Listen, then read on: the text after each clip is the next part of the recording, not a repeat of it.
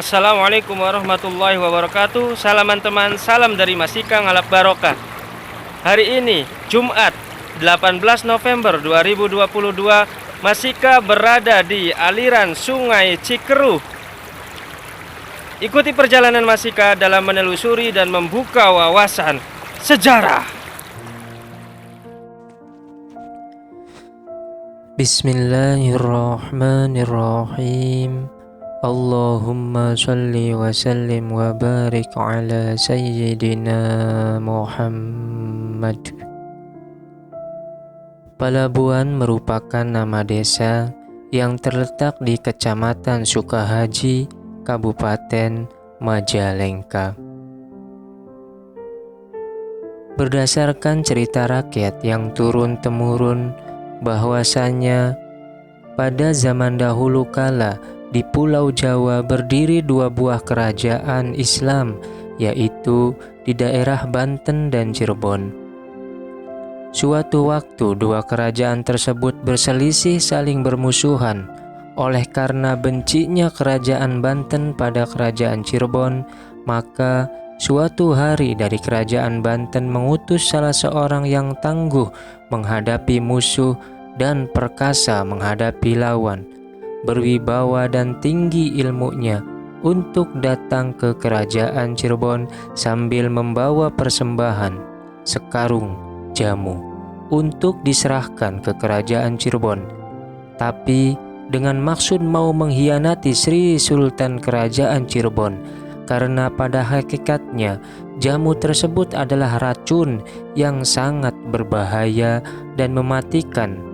Campuran jamu itu diantaranya ialah tepung cabai rawit yang sangat pedas. Setelah sampai di pintu gerbang kerajaan Cirebon, utusan dari Banten itu segera disambut oleh Sri Sultan.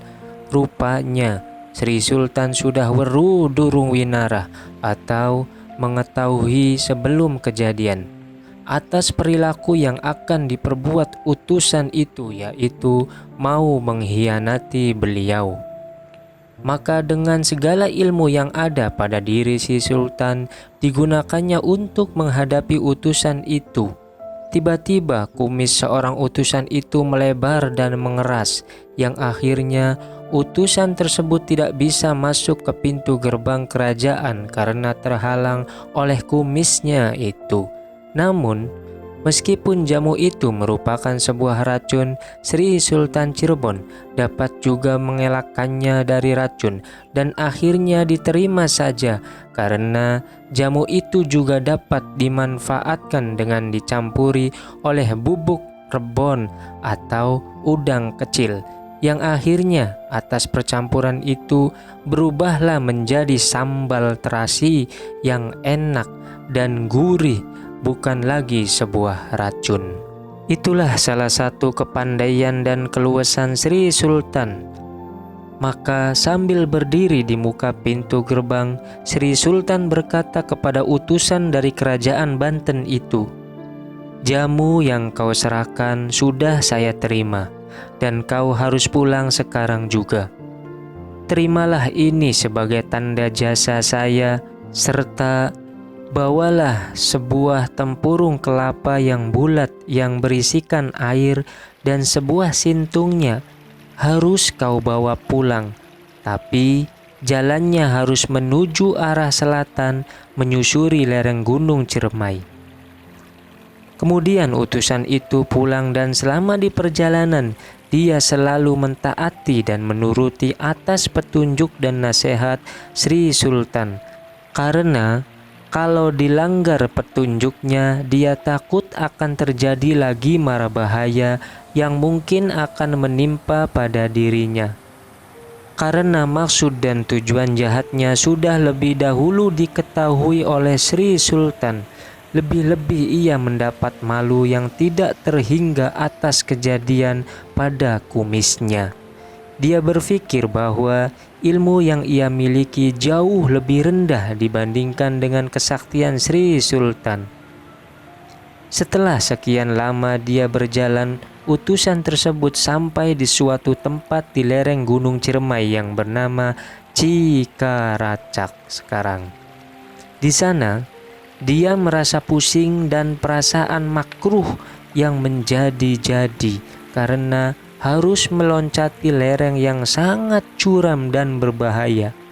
Ketika dia berjalan ke sana kemari, tiba-tiba tempurung kelapa yang dibawanya jatuh pecah berantakan dan airnya tertumpah.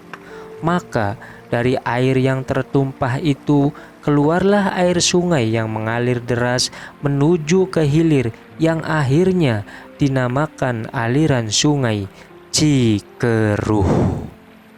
Menurut ceritanya, Cikeruh berasal dari perasaan yang keruh dan makruh utusan Banten itu. Akhirnya, utusan Banten itu merasa keheranan atas kejadian itu dan tinggallah satu barang yang dibawanya, yaitu sintung kelapa saja. Setelah melihat air sungai yang mengalir deras itu, kemudian dia menaiki sintung di atas sungai Cikeruh dan anehnya tidak tenggelam.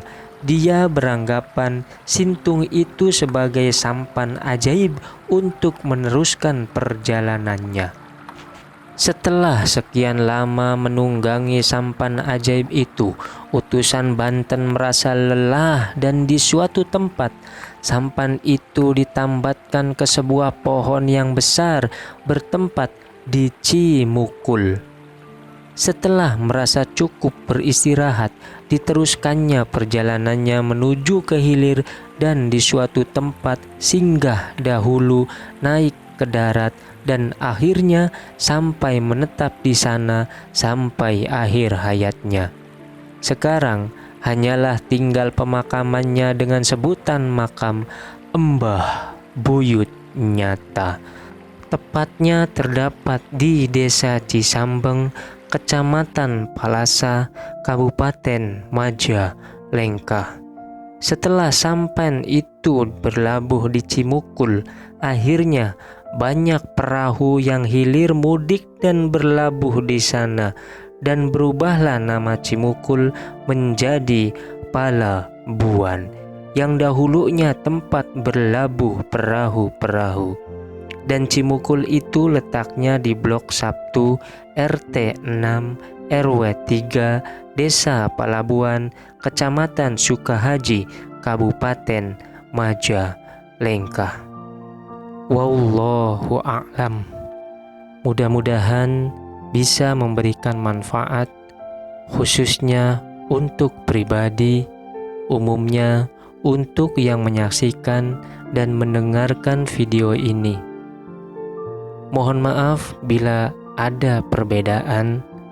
Wassalamualaikum warahmatullahi wabarakatuh.